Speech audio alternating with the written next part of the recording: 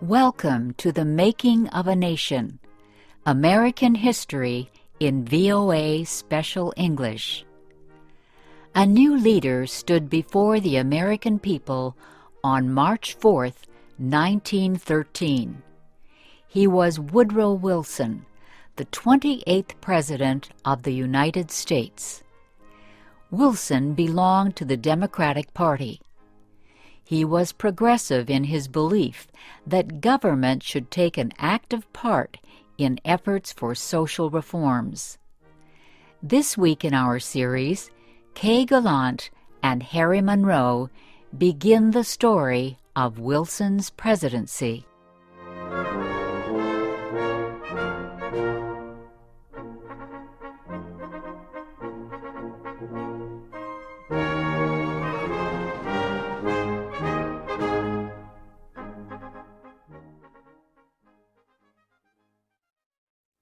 Woodrow Wilson had spent most of his life at Princeton University. First, he was a professor. Then, he was university president. Next, Wilson was elected governor of the state of New Jersey. His early success as governor made him a leading candidate for the Democratic presidential nomination in 1912. Wilson traveled widely around the country during the campaign. He made speeches to many groups.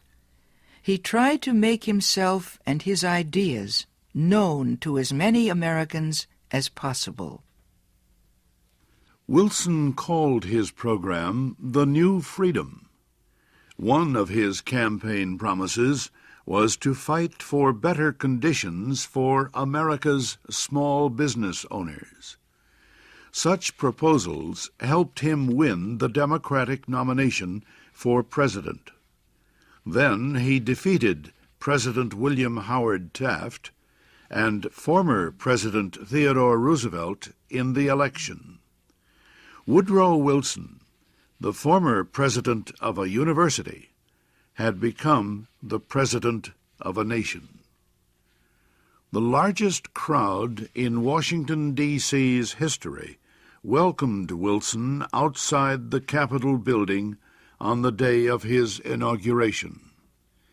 He called on the American people to join him in making the country a better place.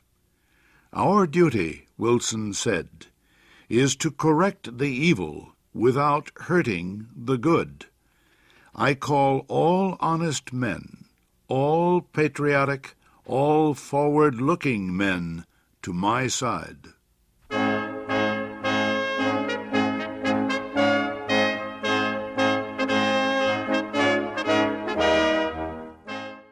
Wilson wasted no time. He immediately called a special session of Congress to act on Democratic campaign promises to reduce import taxes or tariffs. Wilson felt strongly about the need to reform these taxes. He broke tradition by leaving the White House to appear before Congress in person to appeal for his tariff proposals. Many members of Congress opposed Wilson's plans, but the new president used the results of a Senate investigation to